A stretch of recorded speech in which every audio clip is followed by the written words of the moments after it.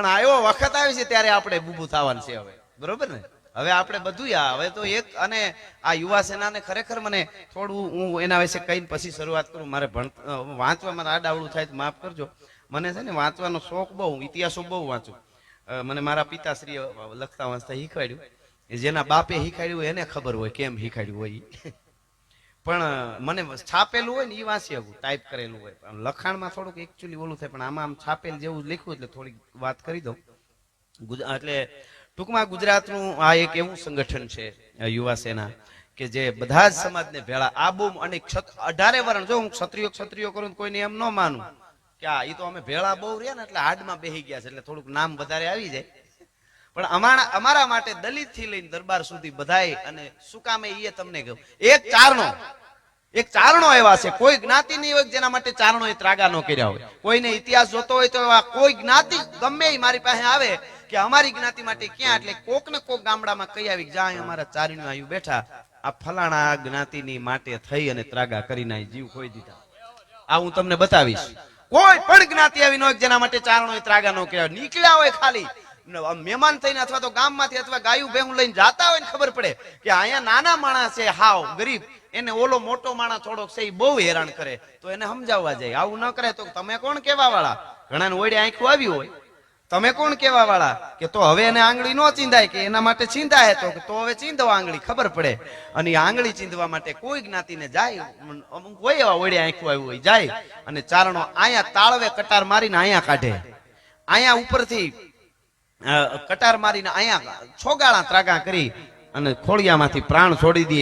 કાં ડગલા પહેરી માથે ઘી રેડીને હળહળતી અગ્નિમાં જગદંબા જગદંબા નમો વાજ ભૂતાજ થાનમ ભૈયાનમ જટામાહી ગંગા જલકે પ્રમાણમ, જાણે શિવનું બીજું રૂપ આવતું હોય એવા ત્રાગા અમારા ચારણો. એને આજ સુધી કહું, ચારણે હરેક જ્ઞાતિને ભેળા રાખવા માટે ચારણોએ યુગોથી મહેનત કરતા એવા શાસ્ત્રોમાં પણ ઉલ્લેખ છે.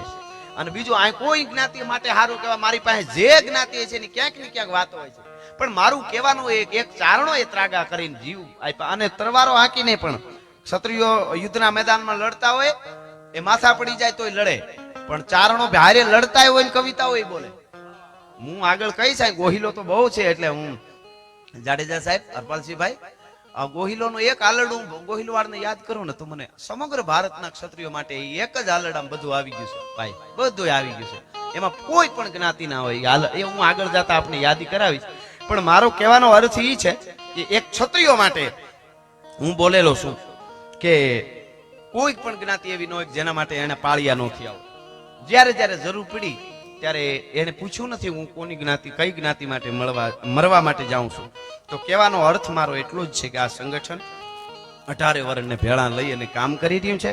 2013-14 એને સ્થાપના કરી યુવા સેનાની, અને એના પછી પધારો સાહેબ, પધારો. મેં એમને પૂછ્યું, મેં તમે શું કરો, સર્વિસ કરો? મને કે ના હું કાંઈ કરતો નથી, પણ આમ ઘણું કર્યું સમાજ માટે.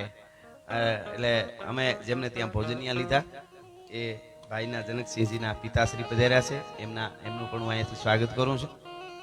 અને ધીરે ધીરે હું ફાઉન્ડેશન બાંધે જાઉં છું, તમને મજા કરાવવા આવ્યો છું. બધા બેઠેલા ને આવો, અને પાછળ ઉભેલા બધાને હું કહી દઉં, તમારો જે તમે અમૂલો સમય દેવા માટે અહીં આવ્યા છો એનો બરાબર સાર્થક થાય તમારો સમય. તમે જે અહીં સમય દેવા અત્યારે આવ્યા છો, કલાક 2 કલાક જે કાંઈ સમય આપવાનો, એ તમારા સમયનો બરાબર સદુપયોગ થાય એવી વાતો હું આપની આગળ કરવાનો છું. એ પાકી વાત છે. પણ થોડું આ 2013-14 જે સ્થાપના કરી ત્યારથી ઘણા બધા, ખાસ કરીને 18 વર્ણ માટે એક થઈ અને કામ કરે છે. યુવા સેના કોરોનાનો જ્યારે સમય આવ્યો એ વખતે એને કોરોના સમયે ગામો ગામ જઈ અને ભાવનગર, કચ્છ અને વિવિધ જગ્યાઓએ જઈ, ભાવનગર આમ નામ છે કચ્છ સુધી વિવિધ જગ્યાએ જઈ અને સેવાઓ કરી છે. જેને જે ભોજનની જરૂર પડી અને ભોજનને જગ્યા રહેવાની જરૂર પડી, અને એવા અનેક કામો કર્યા છે. ગરીબ દીકરીઓના સમૂહ લગ્નોત્સવ કર્યા છે, બ્લડ ડોનેશન કર્યા છે, અને મેડિકલ કેમ્પો કર્યા છે. 26મી જાન્યુઆરી, 15મી ઓગસ્ટ એ બધા આપણા રાષ્ટ્રના જે કાર્યક્રમો છે હોય એ કરે છે. બેનું દીકરીઓને કરાટા અને એવું બધું શીખાડવાનું કામ કરે છે. તો આ યુવા સેનાને એકવાર બધાય બેઠા ઉભા બધા જોરદાર તાળીએથી એકવાર વધાવો. સારું કરવા માટે ઘણી મહેનત કરવી પડે છે, ઘણું કરવું પડે. અને માવડીયું બેનું દીકરીયું ભલે થોડા પણ હશે આમાં, એમને આગળ તો થોડા દેખાય છે, તમારી જે તાકાત છે, તમારી જે શક્તિ છે, એ ખાલી યાદ કરજો તમે. જેમ જાંબુવનજીએ હનુમાનજી મહારાજને શક્તિની યાદી કરાવી, એમ હું કાયમ બોલું છું, ભારત વર્ષની શક્તિ, નારી શક્તિની જે તાકાત છે એની એને ખાલી ખબર હોવી જોઈએ. હા, 30 સેકન્ડની રીલ બનાવે મોબાઈલમાં, પછી આડાન ત્રાહા મોહ કરીને દીકરીઓ, અને પછી એમ માને કે આજ અમારી તાકાત. તો તમે બહુ ભૂલો છો બેન, તો તમે તમારે હજી ઘણો કાપવાનો છે, એની તમારી બહુ મોટી ભૂલ છે. એ તમારી શક્તિ નથી, એ તમારી તાકાત નથી, તમારી તાકાત બીજી છે. કોઈ પણ રામ જોઈ લ્યો, ભગવાન રાઘવેન્દ્ર સરકાર, એને ઉતારવા વાળી કોઈક માં હતી. અહીંયા કૃષ્ણને ઉતારવા વાળી માં હતી, વલ્લભભાઈ પટેલને અહીં ઉતારવા વાળી માં હતી, વસરાજ સોલંકીને, હમીરજી ગોહિલને, જલારામ બાપા, બજરંગદાસ બાપા, સંતરામ બાપા, કોઈ પણ સંત હોય કે કોઈ પણ દાતાર હોય, સુરવીર હોય, એને જન્મ આપવા વાળી માં છે. આ મહાપુરુષો ક્યાંય ડાઉનલોડ નહીં થાય, બીજું બધું થશે પણ એ નહીં થાય. એટલે એ કોઈક શક્તિની તાકાત છે. એટલે જે હમણાં આમાં વાત આવી ને, યુવા સેના કે કરાટા દીકરીઓને, બહુ મોટી વાત છે. તાકાત જ નથી કોઈ સામે મીઠ માંડી શકે. સામે એને ખબર પડે કે ડોકી મરડાઈ જાય, આ દીકરી સામું ન જોવાય, એટલી એને જયારે ખબર પડી જાય. બોલીવુડ વાળા પાવડરિયાઓને તો તમે રાખતા જ નહીં રોલ મોડલ. સાહેબ ધોળું પાવડર હું કે તો ઈ હવારમાં જાગી હગે, અને એને હવારમાં તો નહીં, તો એ કઈ નક્કી જ ન હોય. પણ ટૂંકમાં કહેવાનો અર્થ મારો એ છે કે એને ઈ આપણા રોલ મોડલ કેવી રીતે હોઈ શકે? હા, આમ જો ઓલી મારે હવે મારે સ્વભાવ ખબર નહીં, મને ઘણા કે તમે તમારા ધરાર આવું અમુક ન કહેવાય, પણ રેવાય નહીં આનું શું? કારણ કે મને જે ચાહે છે યુવા ધન, એને મારે સાચું ન કહું તો હું ચારણ ન કહેવા, એટલે મારે કેવું પડે. હા, એક ભૂંડણી મરી ગઈ હતી 2 દી પહેલા, પછી પાછી આજ હજીવન થઈ ગઈ. હવે કોકને એમ થાય કે આવો શબ્દ અહીંયા બોલે, પણ બોલવો જ પડે. હા, અને બધા મીડિયામાં બહબાટી બોલી ગઈ. બિચારી જીવે એનો મને કઈ વાંધો નથી, અહીંયા જીવવાનો બધાને અધિકાર છે, પણ એને સ્ટન્ટ કર્યો. બોલો, પાછું તો કે મેં ઓલા માટે કેન્સર નું ઓલું થાય એની જાહેરાત માટે કાંઈ નથી કર્યું. તારે ફેમસ થવું તું, નજરે પડવું તું, બધા ઓળખે એમ. એટલે આવું કરે એ આપણા રોલ મોડલ ન હોય. કહેવાનો અર્થ એવી વાતો કરવા માટે આવ્યો છું, ભગવાન રામની વાતો કરવા માટે આવ્યો છું, સનાતન ધર્મની વાતો કરવા માટે આવ્યો છું. કોઈ પણ જ્ઞાતિએ રાષ્ટ્ર માટે, દેશ માટે અને ધર્મ માટે સારું કર્યું છે, એના માટે અમે અહીંથી કાયમ બોલ્યા છીએ. અમારા માટે કોઈ જ્ઞાતિનું ઓલું ન હોય. 18 વર્ણ, હિન્દુ, મુસ્લિમ, શીખ, ઈસાઈ બધાને મળી અને ભારતને સુપર પાવર બનાવવાનો છે. બધાયનો ભારત છે. પણ અહીંયા રહીને અમીર ખાન એમ કહેતો હોય ભારતમાં રહીને કે મેરી પત્ની યહાં સેફ નહીં હે, તો પાકિસ્તાન ભેળું થા ગુગલું, અહીં હું ડાયટો છે? ઈ તો હકીકત છે કે નહીં? હા, એ તો હકીકત છે કે નહીં? આ મને વાંધો અહીંયા છે. અને કેવા કેવા ચાલે છે ઇતિહાસો. યુવા ધન, હું તમને આમ મારે બીજું તો શું કહું, તમને વિનંતી કરીને કહું કે આપણે પબજી માન, લૂડો માન, બીજા માન, મોબાઈલ માન, ગેમો માન, ફલાણા માન, ઢીકડા માન, વ્યસન માન સમય બગાડતા નહીં. કથાઓની કથાઓ આખી ફરી ગઈ છે ભારતની. અત્યારે યુટ્યુબ આ જે આવ્યું છે ને, ઉપયોગ કરે એને સારું, પણ એનો ઉપયોગ બીજા કરે છે. હા, અને એવા ઉપયોગ કરે છે, એવી એવી કથાઓ નવી આખી ઊભી કરી છે, જે આપણી સાચી ઇતિહાસો હતા એ ફેરવી નાખ્યા. સાચા ઇતિહાસો હતા એ ફેરવી નાખ્યા અને ખોટા ઉભા કરે. રામાયણ હોત ખોટી આખી ઊભી કરે છે.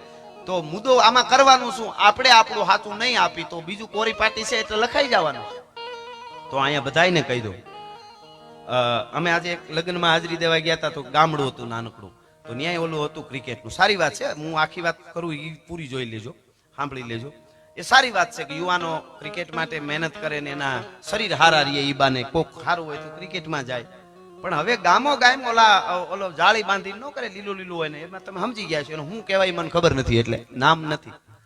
આ ક્રિકેટ શીખવાનું હોય ને, ઈ ગામો ગામ આવ્યું, સારી વાત છે. કરાટેનું આવવું જોઈએ, હું કહું એવું સારી વાત. પણ ઈ કેમ ગામો ગામ જેમ આવ્યું છે ક્રિકેટનું ને એમ હવે આવી, એમ આપણે, હું તો કહું પૈસા વાળા કોઈ હોય ને કે સાધુ બ્રાહ્મણોને હું પગે લાગીને કહું, અને આમ તમને બધાને વડીલોને પગે લાગુ, યુવાનોને વિનંતી કરું, ખાલી વડીલોને પગે લાગવામાં વાંધો નહીં, કે આપણે આપણા જૂના મંદિરો, ઠાકર મંદિરો હવે રામરાજ લઈ આવવું જ છે આપણે, તો હવે જગાડવા જોશે.